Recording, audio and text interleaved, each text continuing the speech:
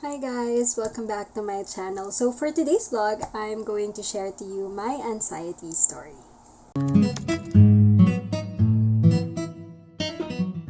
In 2016, I may have looked extremely healthy, but I was not. I was sick and every day was such an intense struggle to be happy and enjoy life. While I did not have an eating disorder or anything like that, I was mentally very unwell. My life consisted of me feeling like I was always about to die. I had the most intense panic disorder you could imagine. Every day was like living in a nightmare. I did everything I thought I should do to combat it. Exercise, meditation, yoga, and the truth is, nothing worked, or if it did, it didn't last. Anxiety is a thing that everybody experiences to different extents. But people need to realize that when anxiety dictates your every move and action, that it's not just being a little bit nervous. It's an exhausting battle fighting with your mind every day, and it doesn't always feel like you're winning. When we struggle with mental health, there often seem to be more darker days than bright.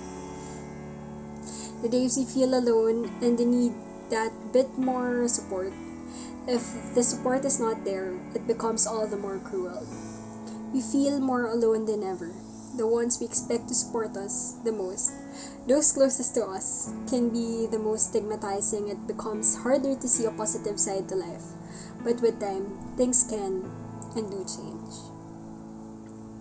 I remember in that year, 2016, the emergency room has been my go-to place almost every night because of the intense chest pain and the headache that I'm feeling. I have done dozens of ECGs, blood tests, and 2D echoes, but everything came back normal. I have no heart disease, but why do I still feel that something is still wrong with me?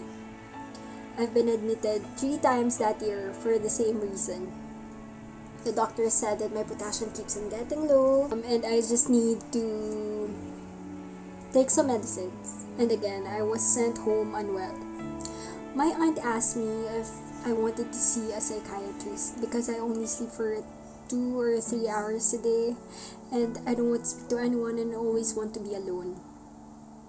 I realized that it's not good anymore, and ewan ko magulo. So I went to a psychiatrist. The psychiatrist asked me questions that I can't answer, and that only made me cry. Then I asked her, why can't I open up to you, someone who doesn't even know me? And why can't I open up to my family and friends? Her answer was, because you're afraid that they may not understand you. Many of us might choose not to bring up our problems as we might see it in the beginning. We might not want them to worry. The greatest challenge is having someone to talk to. Someone to listen, someone to understand you, someone to give support, no judgment. Someone who got it. She gave me medicines for anxiety so that I could sleep and so I could enjoy my life. After a few weeks, I noticed changes right away. I was no longer constantly in fear. I could breathe normally again. Honestly, the medicine does have its drawbacks, like emotions tend to be more muted. I rarely cry. I used to be a big crier. And I gained weight. All these things, though, they may be slightly bothersome at times. It's nothing in comparison to how I used to live, and I wouldn't trade anything to go back to that state of fear I used to live in constantly. Our friends might get sick of us. All we might speak of might be how we feel, or we might not speak at all. Our family might love us, but sometimes we see their eyes glaze over when we open our mouths, or because we don't open at all. In 2018, when I started to feel the same chest pain, headache, and now with left arm numbness, I came back to my cardiologist to do some tests, and yet everything came back normal. He just gave me pain reliever for chest pain and headache. He advised me to go to a rehab or ortho doctor because of my arm numbness and neck pain. The ortho advised me to have an X-ray, and she told me that I have nerve damage. Then I was advised to do a 6-session physical therapy. After 4 sessions, there was no numbness anymore, and I was okay again. Thanks to Miss Jen, my PT.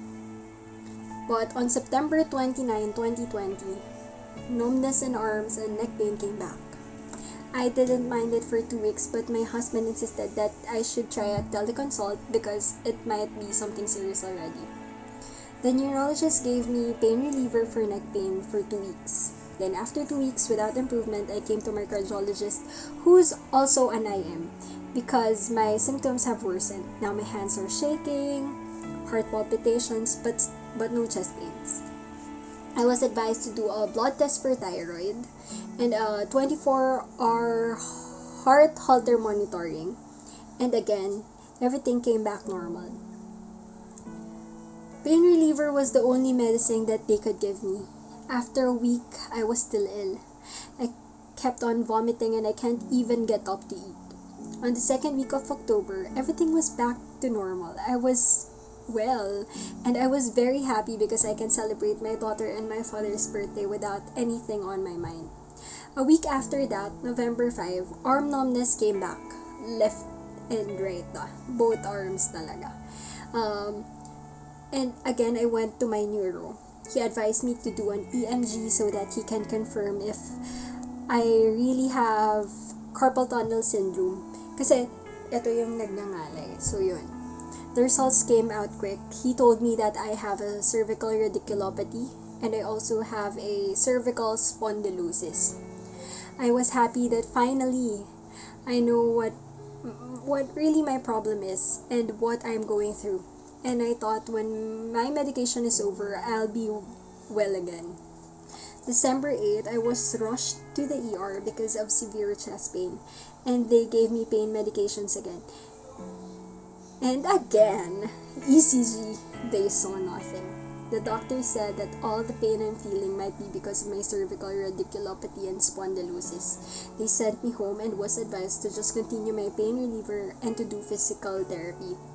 I came back to my old doctor, and she advised me to do a 12-session physical therapy for the cervical radiculopathy and spondylosis. I was done with my 7th session. I was done with my 7 sessions, but then again, I'm feeling chest discomforts and chest pains. On December 23, I was having a chest pain and I felt very weak. I came back to my cardio and he requested me to do an ECG, and the results showed that I have inferior ischemia, which is dangerous. I was afraid. Very. December 24, I did a 2D echo and it was normal. Then the morning of December 25, Christmas Day, I was requested to do a cardiac blood test and another ECG to check how my heart is. After that, my family and I visited my family in Makati that day to spend Christmas with them. But unfortunately, I felt dizzy, arm and leg numbness, and very weak. Then I can't even stand up, so I fell. I can hear them, but I can't talk to them since I felt very weak and dizzy. And I can't handle the pain anymore. The feeling in my chest was very uncomfortable. Parang may nakadagan. I was shaking and I'm really having severe chest pain that time, and I can't breathe properly. I was rushed to the ER again, same diagnosis and same medication. 2021, I celebrated the New Year with my family, happy. I thought everything will be okay already because I don't feel any pain, even numbness. January 6th, I came to my cardio for my follow-up checkup.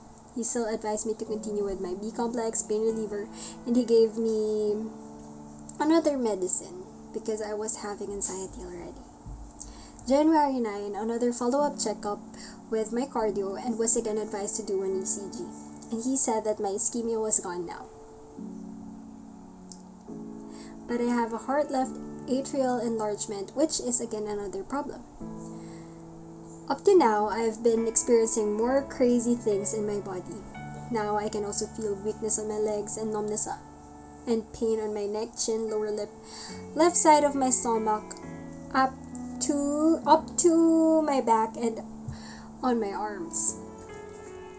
Well, anxiety is an ongoing struggle that most people never seem to understand. Battling with your own mind every single day is a scary place to be in, and that's something I have to live with 24/7.